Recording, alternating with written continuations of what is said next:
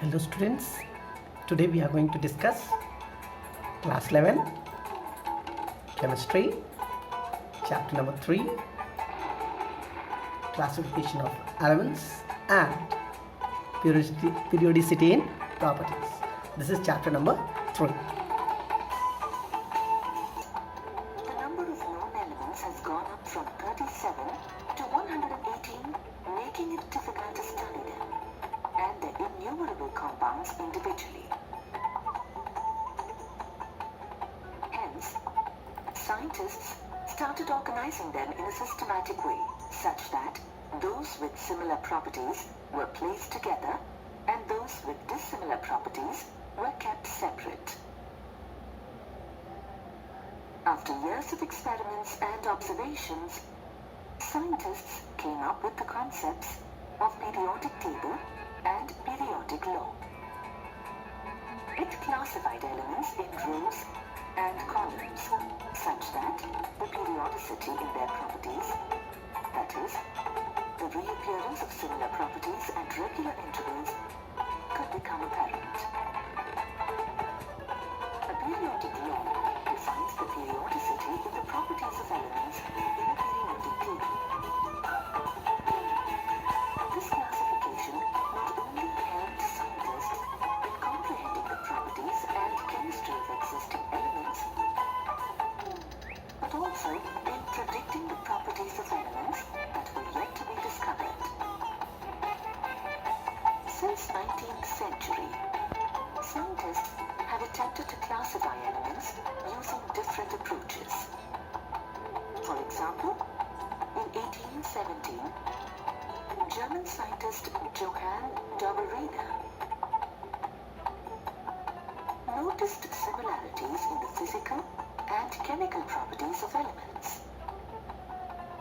and observed that these elements formed groups of 3. He called these groups triads. He found that the elements in each triad, when arranged in the increasing order of their weights, demonstrate that the atomic weight of the middle element is the average of the other 2 elements. This he called the law of triads.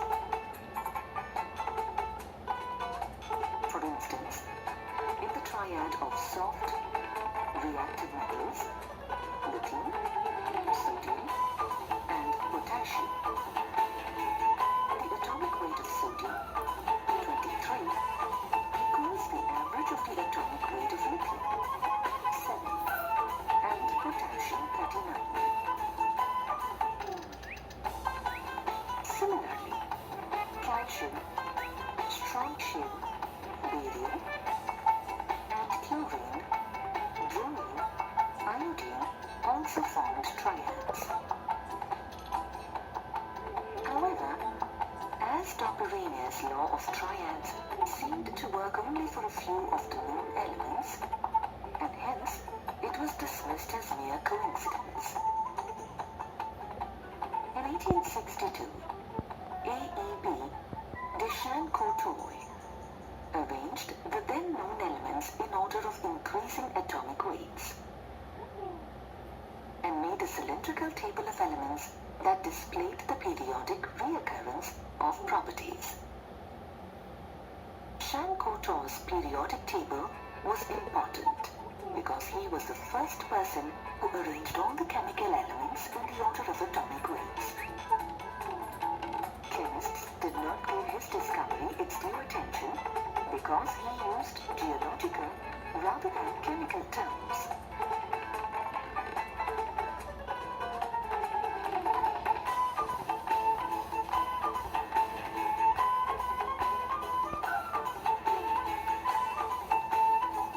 Slowly, people recognized the significance of arranging elements based on their atomic weights. In 1865, an English chemist, John Alexander Newlands, proposed the law of octaves. According to the law of octaves, when elements are arranged in the increasing order of their atomic weights,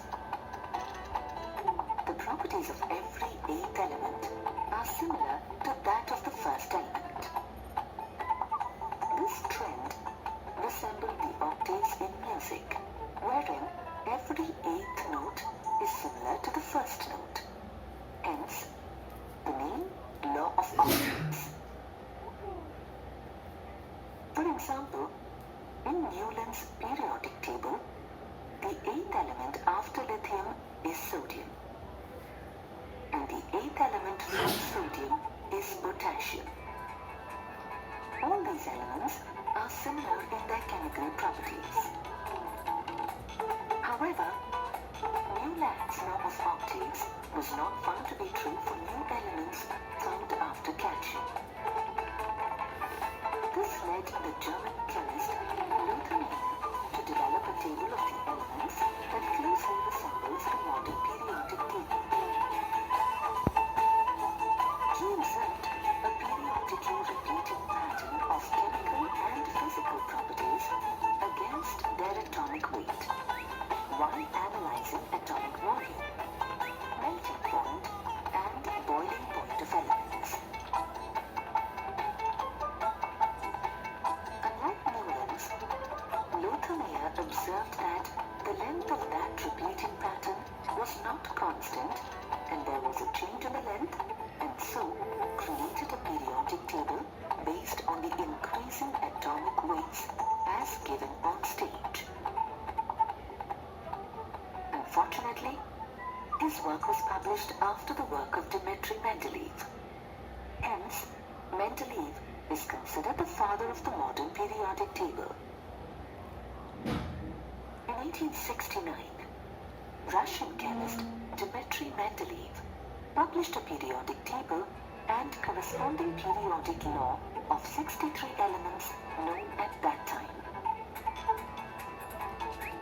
Mendeleev's periodic law states that the physical and chemical properties of the elements are a periodic function of their atomic weights.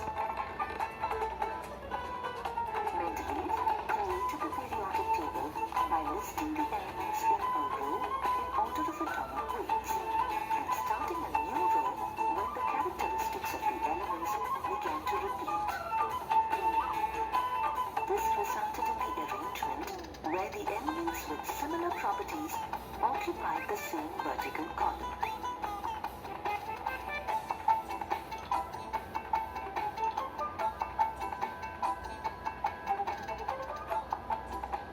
Mendeleev termed these vertical columns as groups, and resultant horizontal rows as series. Mendeleev's success roots to his vision of classifying elements based on the similarities in their empirical formulas and properties of the compounds formed by them. This made him to occasionally ignore the order suggested by atomic weights to classify elements with similar properties together. For example, iodine, with lower atomic weight than that of tellurium, was placed in group 7 along with fluorine, chlorine, and bromine because of its similarities with their properties. Mendeleev also left gaps in the table for undiscovered elements. For example, he left gaps under aluminium, silicon, and boron in the periodic table for yet to be discovered elements. He not only predicted the existence of these elements and called them Eka aluminium, Eka silicon, and Eka boron respectively, but also described some of their general physical properties.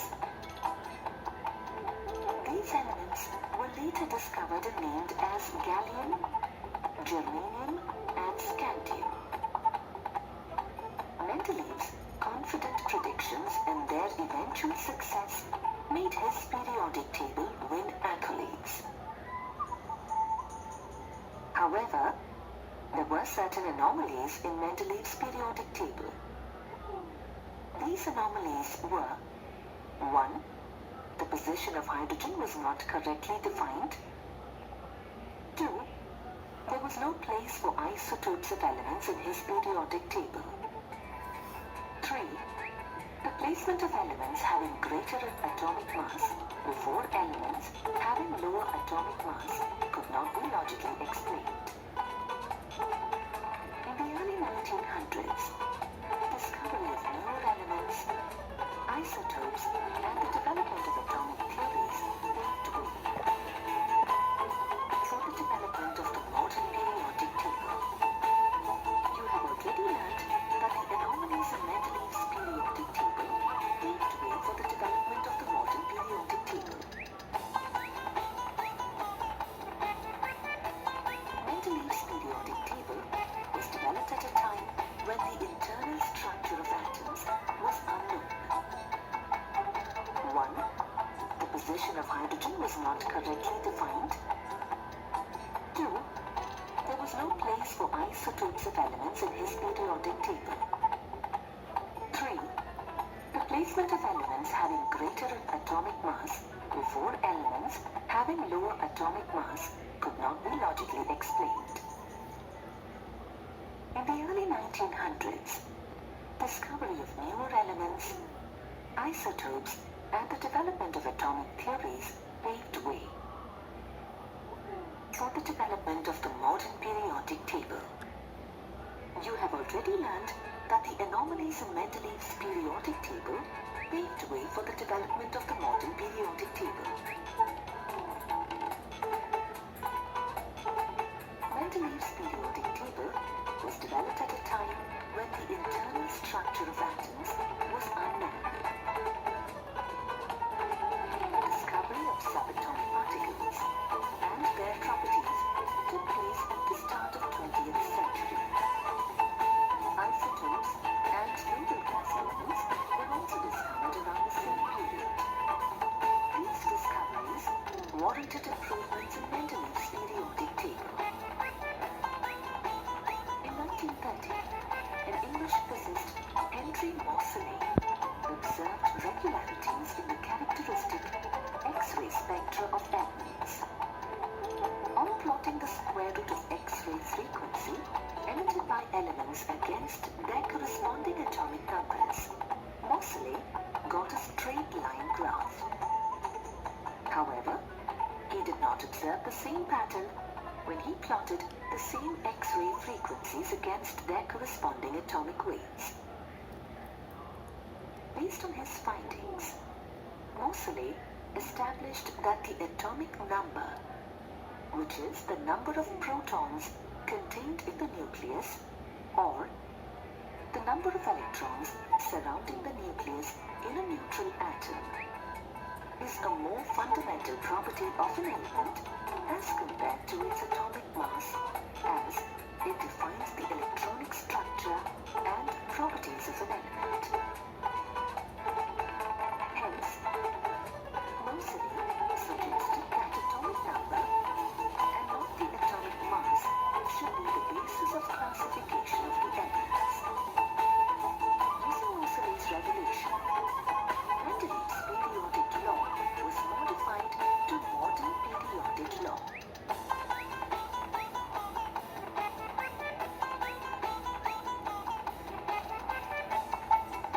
According to modern periodic law, the physical and chemical properties of the elements are periodic functions of their atomic numbers. This means that if the elements were arranged in order of their increasing atomic numbers, elements with similar properties would repeat after certain regular intervals. Thus, many anomalies of Mendeleev's table were removed. For example, the confusion about the position of isotopes was solved. Another anomaly, the placement of higher atomic weight elements, like tellurium, before lower ones, like iodine, was also removed. However, the placement of hydrogen was one anomaly of Mendeleev's periodic table that was still not resolved.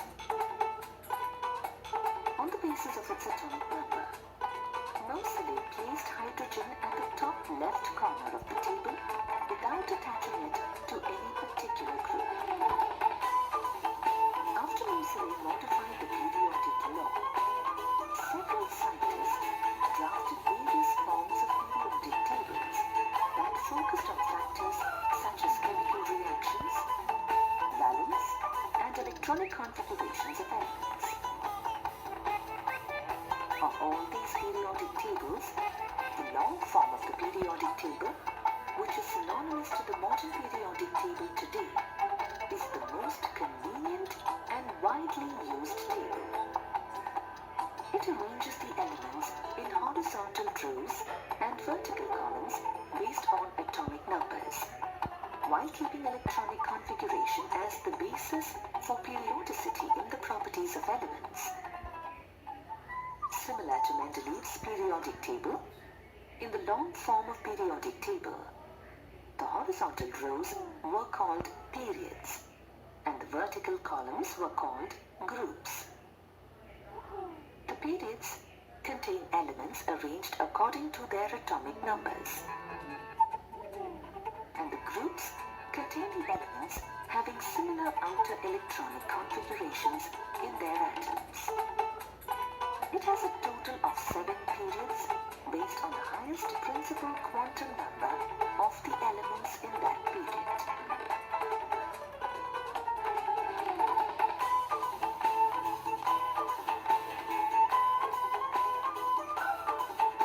Each period contains a specific number of elements as suggested by its principal quantum number. For example, first period has 2 elements. Second and third period have 8 elements. Fourth and fifth period have 18 elements. In both the sixth and seventh periods, only 18 elements are shown in the periodic table. Remaining 14 elements of each of these 2 periods are shown in separate panels at the bottom of the table and are referred to as lanthanoids and actinoids respectively. The number of groups total 18 and are numbered from 1 to 18 as per the IUPAC standards. Let's now understand the periodicity of properties in the modern periodic table. As the atomic number increases across the period, the outer electronic configuration changes gradually from one element to another, resulting in a corresponding gradual change in properties of elements. As the atomic number increases, metallic properties decreases and non-metallic properties increases. In a group, all elements have similar electron arrangement and therefore similar physical and chemical properties. For example, all the elements of 13th group in the periodic table have the outer electronic configuration Ns2 and P1, and therefore share similar physical and chemical properties. For example, except for boron, all other elements are metallic, are readily found in minerals and ores, and their melting and boiling point decreases as we go down the group. As of July 2009, the long form of periodic table has a total of 118 elements.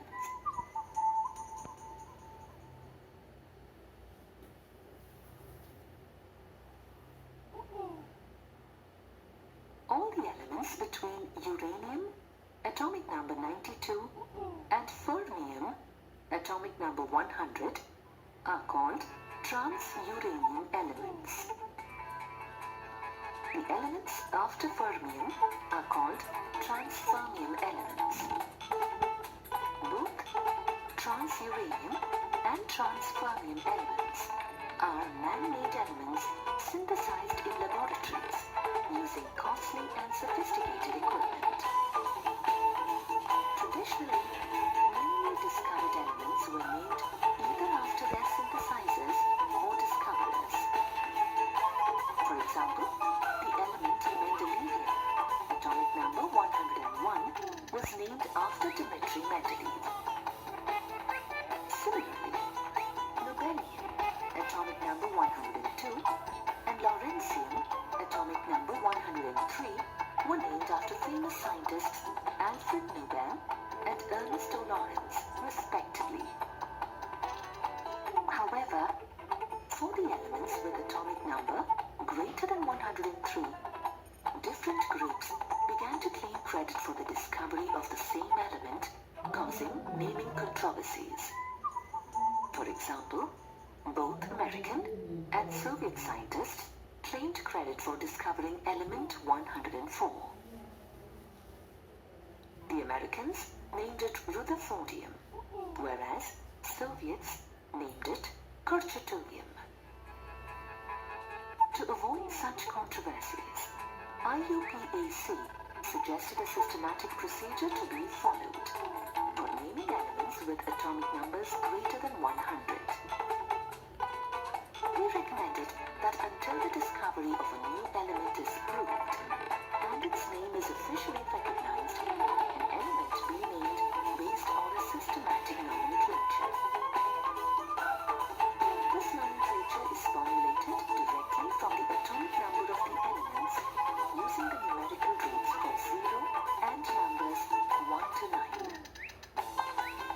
The roots are put together in order of digits, which make up the atomic number, with IUN appended to it at the end of the name derived. For example, an element with atomic number 118 should be named as ornanoctium from 1 is equal to UN, 8 is equal to oct, and IUM. And the first alphabet forms the temporary symbol of the element UUO. After the discovery of the new element is proved, it gets a permanent name and symbol by a vote of IUPAC representatives from each country. The permanent name, thus obtained, might reflect either the name of the country or its state, like germanium, californium, and bohrium. The long form of periodic table is the most widely used modern periodic table.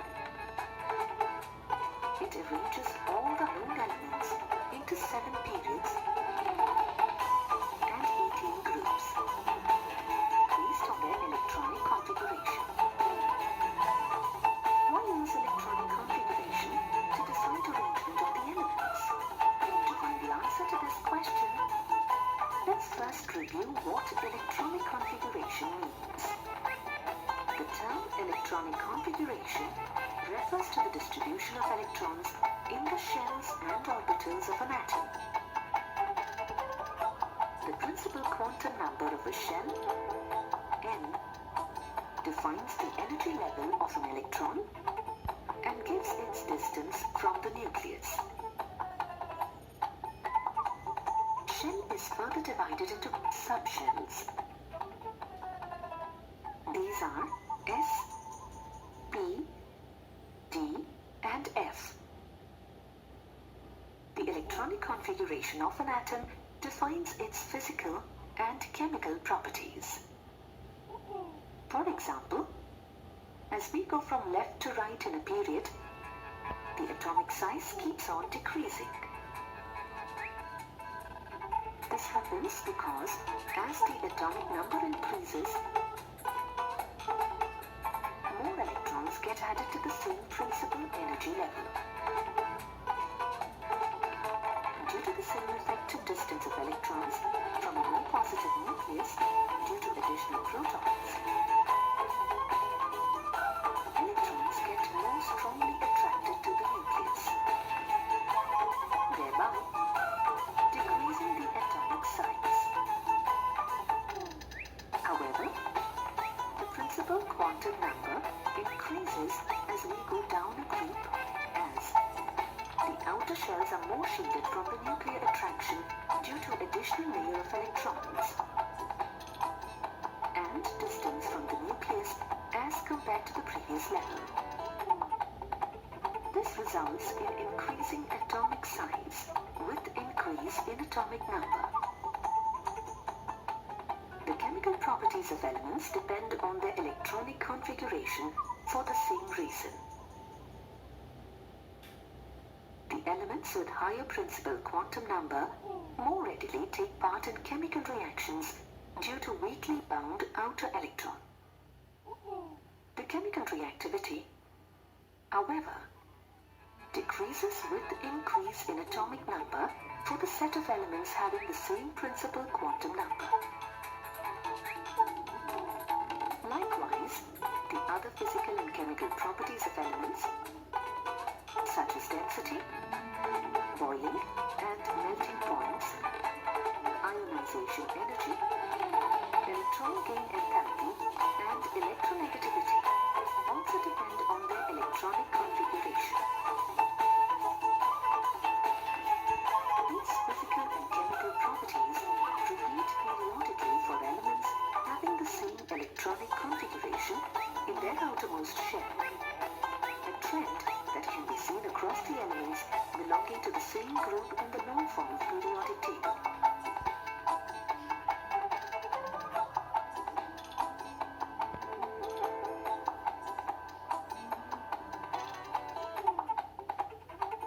The long form of periodic table arranges elements with the same principal quantum number n across a period,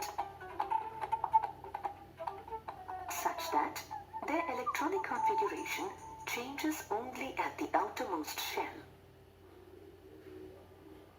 The number of elements in the period, therefore, depends on the maximum number of electrons that principal energy level or shell can accommodate. For example, the first period corresponds to the filling of electrons in the first energy shell or K shell, where n equals 1. Since this energy shell has only one orbital, 1s, it can accept a maximum of 2 electrons.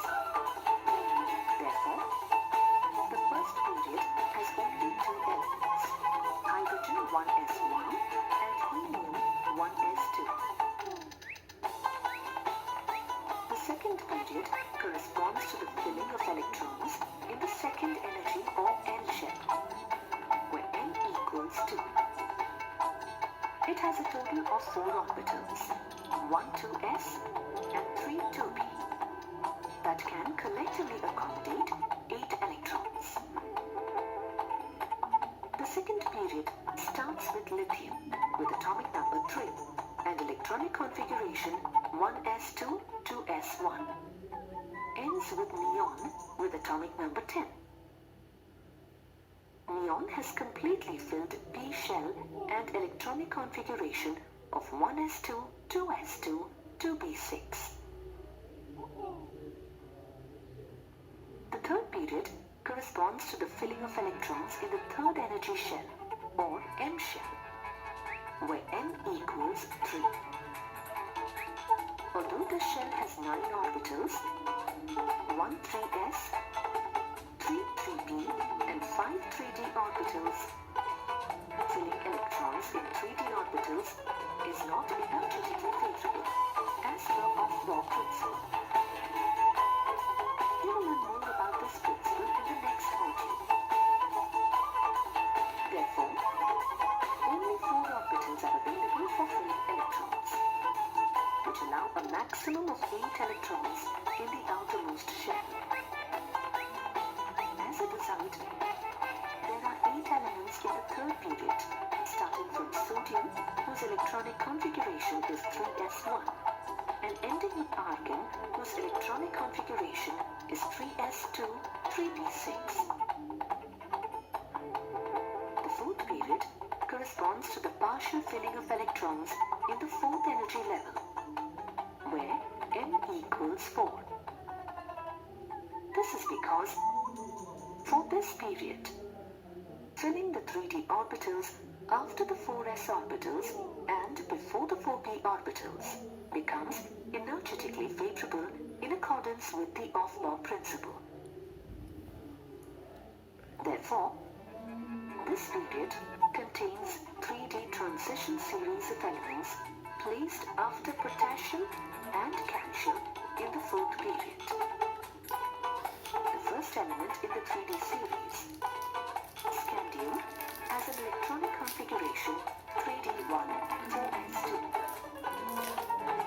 The last element in this series is zinc, having an electronic configuration 3D10 4s2, wherein the 3D orbital is completely filled.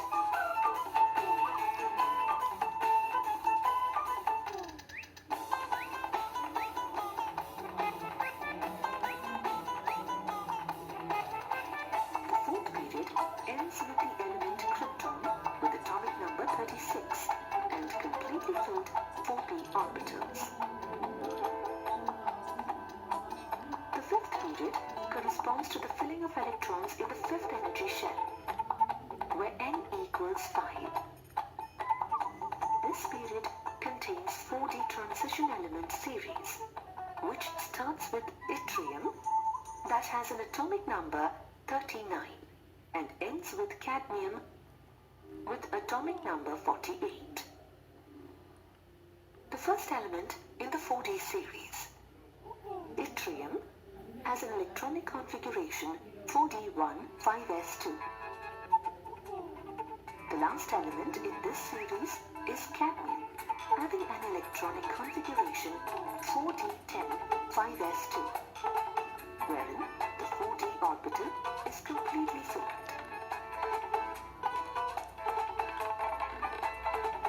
In the fifth period, electrons enter into the 5s, 4d and 5p orbitals successively. The fifth period ends with xenon with atomic number 54 and completely filled 5p orbitals. The sixth period corresponds to the filling of electrons in the sixth energy shell, where n equals 6.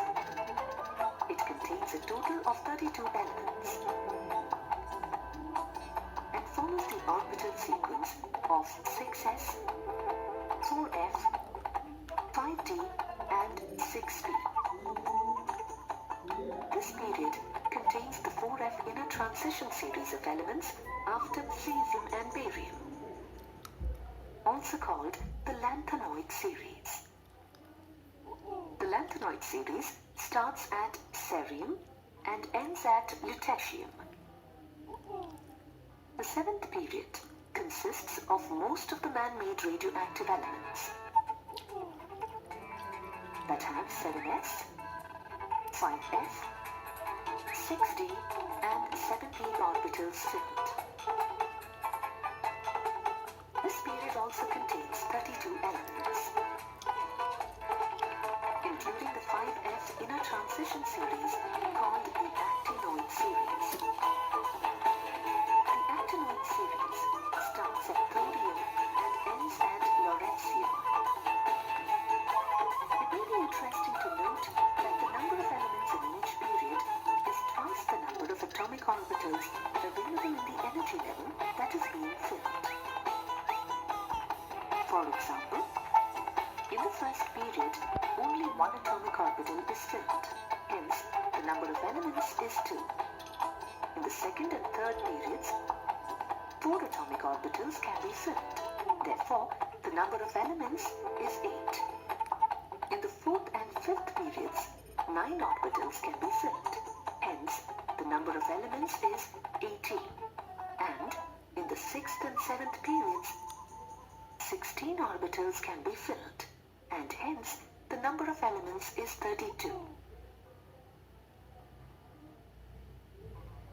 The classification of elements across periods results in vertical columns of elements that have similar outer electronic configuration, same number of valence electrons, and therefore similar properties. In other words, they belong to the same family or group. For example, all the elements in group 1 of the periodic table have ns1 valence shell electronic configuration. Due to the presence of same number of valence electrons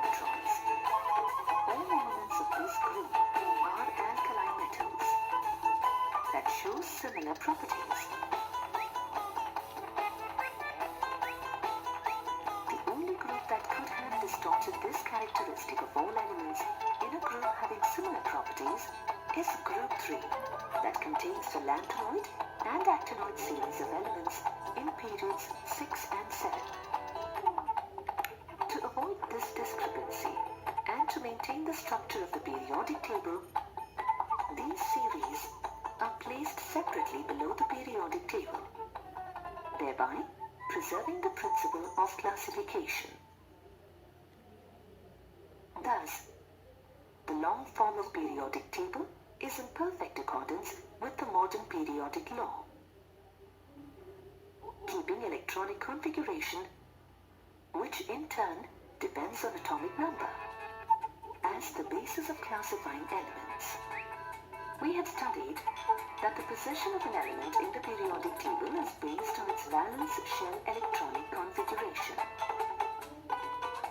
Based on the type of atomic orbitals which receive the last electron or differentiating electron. These elements are categorized as S, P, D, and F block elements. However, there are two exceptions to this classification. The first exception is helium. Based on its electronic configuration, it should be placed in the S block in the periodic table. But it is placed in the P block with the other group 18 elements. This is because, like other group 18 elements, helium has a completely filled valence shell and as a result exhibits characteristic properties of other noble gases. The other exception is hydrogen, which has only one electron in the s orbital, and therefore can be placed in group 1 with other alkaline metals. However, hydrogen can also gain an electron to achieve the nearest noble gas configuration of helium, and hence can be placed along with halogens in group 17. Therefore, it is considered as a special case and is placed separately on the top of the periodic table. Let's now learn about the S block elements. The S block of the periodic table consists of elements that have the last electron entering the ns orbital. The alkaline metals in group 1 and the alkaline earth metals in group 2 of the long form of the periodic table belong to this category. These are soft metals with low melting and boiling points. With the valence shell electronic configuration of ns1 and ns2 respectively, these elements have extremely low ionization enthalpies. That is, they easily lose their outermost electrons to form unipositive ions in the case of alkaline metals, or dipositive ions in the case of alkaline earth metals. Therefore, the compounds formed by the S block elements, with the exception of those formed by lithium and beryllium, are ionic in nature. Due to low ionization enthalpies, S block elements are highly reactive.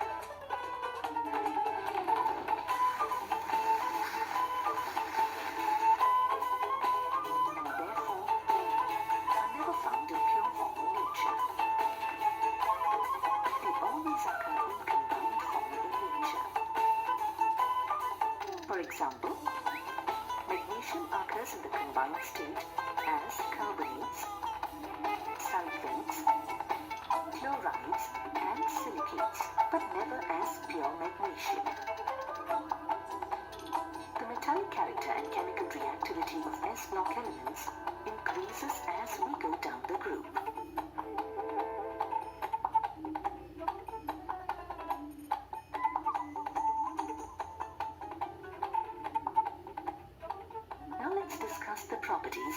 block elements. The elements of group 13 to 18, situated at the right side in the long form of periodic table, belong to this block. The P block elements, together with the S block elements, are called the representative elements or main group elements. The P block elements have their last electron entering the p orbital. This results in an outermost electronic configuration varying from ns2 np1 to ns2 np6 in each period. At the end of each period is a noble gas element with a stable configuration of ns2 np6.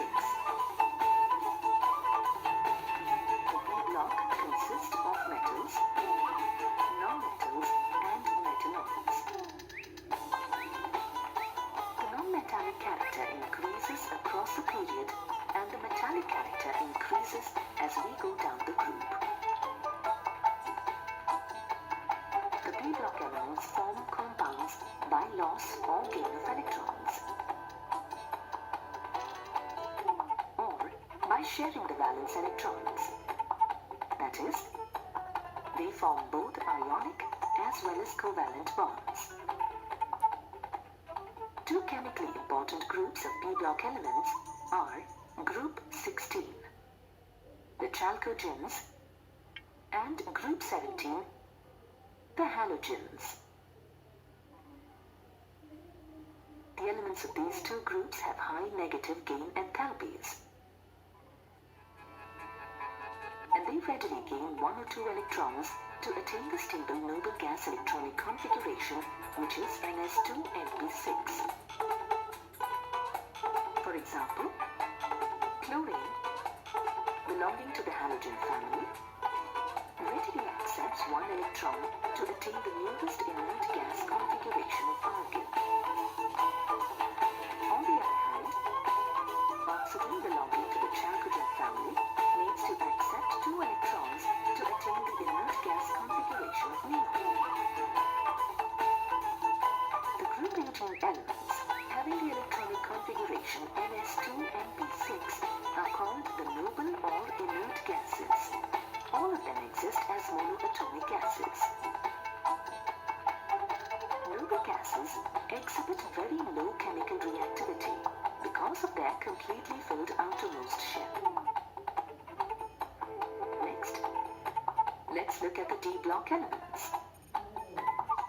The elements belonging to group 3 to 12 in the center of the periodic table are called the D block elements. As the differentiating electron or the last electron enters into the penultimate or second outermost shell, that is, the n-1d orbital, they are referred as D block elements. These elements have an outermost electronic configuration of n-1, d1 to 10, ns1 to 2.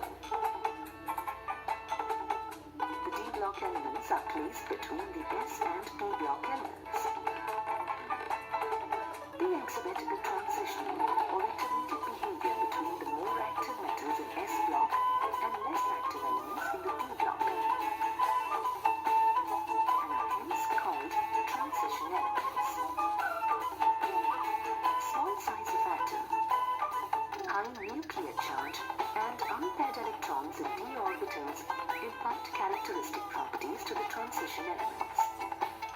These properties are: all the transition elements are metals, and they exhibit variable oxidation states.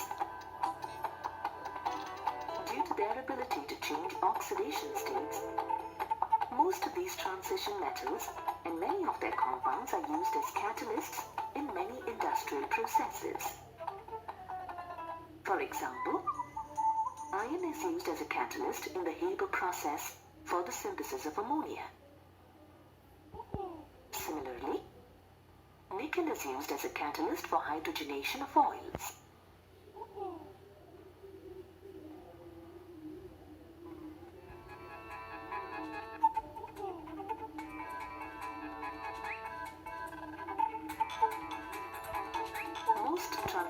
metals form colored compounds. For example, MnCl2 is a pink-colored compound, while ferrous sulfate is a green-colored compound. These elements and their ions are usually paramagnetic. That is, they are attracted to external magnetic fields because of the presence of unpaired electrons in their d orbitals. For example, the elements iron and nickel and their ions Fe+3, hydrogenation follows.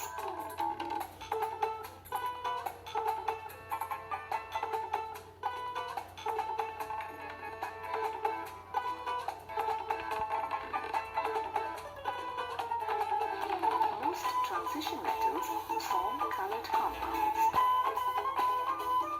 For example, MnCl2 is a pink-colored compound, while ferrous sulfate is a green-colored compound. These elements and their ions are usually paramagnetic. That is, they are attracted to external magnetic fields because of the presence of unpaired electrons in their d orbitals. For example, the elements iron and nickel and their ions Fe+3 and Ni+2 exhibit paramagnetism. It is important to note that zinc, cadmium and mercury are not considered as transition elements, as they do not share the usual characteristics of transition metals. This happens because, unlike other transition elements, these elements have completely filled d orbital with electronic configuration of n-1 d10 ns2. At the bottom of the long form of periodic table, there are two rows of elements that belong to the s block. These elements have their last electron entering the f orbitals and exhibit an outer electronic configuration of n-2 f1 to 14 n-1 d0 to 1 ns2. Since f orbitals are present in the antipenultimate shell or to the penultimate shell, these elements are also called inner transition elements. There are two series of F-block elements with 14 elements each. The elements in which the differentiating or the last electron enters into the 4 f orbitals are called lanthanoids, whereas the elements in which the last electron enters into 5 f orbitals are called actinoids. They are all metals with high melting and boiling points. Like transition metals, they too form colored salts and exhibit variable oxidation states, the most common oxidation state being 3+. Actinoids can exhibit a much larger number of oxidation states as compared to lanthanoids. Therefore, they have a more complex chemistry. Unlike the lanthanoids, actinoids are radioactive in nature. Very few of them, like thorium, uranium, occur in nature, and most of them are artificially made by nuclear reactions. The elements after uranium are called trans-uranium elements.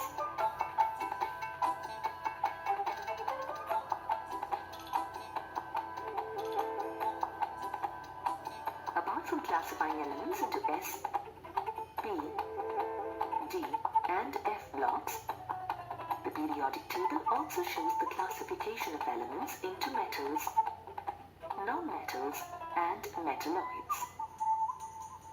Metals have been listed on the left side of the table and form 78% of the known elements. Metals generally exist as solids at room temperature. An exception is mercury, which is liquid at room temperature. Metals usually have high melting and boiling points. the exception of gallium and cesium, which have very low melting points of 303 Kelvin and 302 Kelvin respectively. Metals are good conductors of heat and electricity. Metals are malleable, that is, they can be flattened into thin sheets and are ductile, which means they can be drawn into wires. These properties are in direct contrast to those exhibited by the non-metals that are placed on the top right side of the periodic table. Non-metals are usually solids or gases at room temperature with low melting and boiling points. Exceptions are boron and carbon, which have high melting points of 2300 and 3930 degrees Celsius respectively. It is also important to note that bromine is the only non-metal that exists in liquid state at room temperature. They are poor conductors of heat and electricity. Solid non-metals are brittle, non-malleable, and non-ductile. Across a period, as we move from left to right, there is a transition from the metallic behavior to the non-metallic behavior. Elements like silicon, germanium, arsenic, antimony, and tellurium in the P block of the periodic table exhibit properties of both metals and non-metals, and therefore are called semi-metals or metalloids. You are already aware of the periodic trends in the fundamental physical properties, such as atomic or ionic radii, ionization enthalpy, and electron gain enthalpy of elements.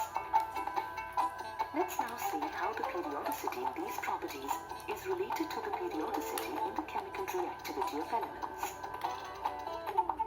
While moving from left to right in a period, the atomic and ionic radii decreases. As a result, the ionization enthalpies increase and the electron gain enthalpies become more negative across a period. In other words, alkali metals of group 1 have the lowest ionization enthalpies,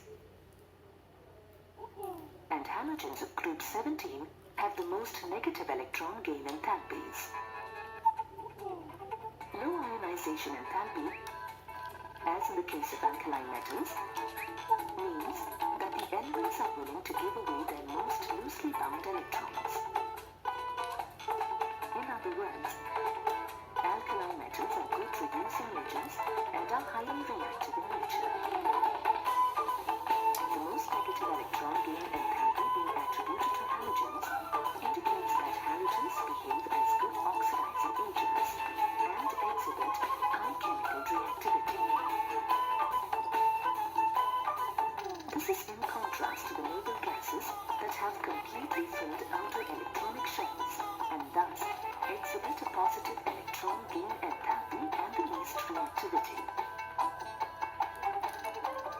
Chemical reactivity is the highest for both alkali metals and halogens.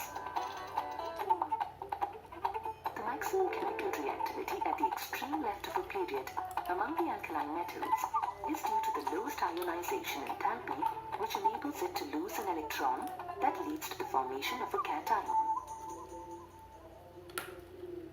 On the other hand, the maximum chemical reactivity at the extreme right among halogens is due to the highest electron gain enthalpy, which facilitates an atom to gain an electron, leading to the formation of an anion. This property of forming cations and anions can be related to the oxidizing and reducing behavior of the elements. The chemical reactivity of an element is best shown by its reactions with oxygen and halogens. The alkali metals and halogens show a higher tendency to combine with oxygen as compared to the elements in the center.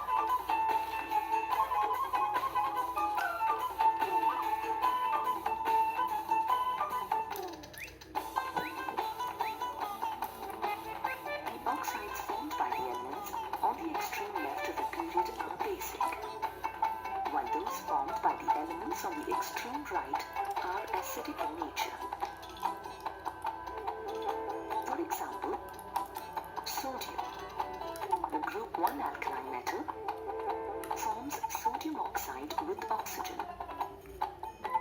which on reaction with water forms a base called sodium hydroxide, NaOH. In contrast, chlorine, a group 17 halogen, on reaction with oxygen forms a highly acidic oxide called chlorine heptaoxide, which on reaction with water forms perchloric acid. Oxides formed by elements in the center are either amphoteric, like aluminium oxide, or neutral, like carbon monoxide. Amphoteric oxides can behave both as acids and as bases, depending upon whether they react with a strong base or a strong acid. Neutral oxides, on the other hand, are neither acidic nor basic. The trend of oxides of the third period is observed as from strongly basic to weakly basic to amphoteric to weakly acidic to strongly acidic. Let's now consider the chemical reactivity down a group in the periodic table. The atomic and ionic radii typically increase down a group. As a result, for representative elements, the ionization energies gradually decrease and electron gain enthalpies become less negative down a group. Also, the metallic character increases down the group while the non-metallic character decreases down the group.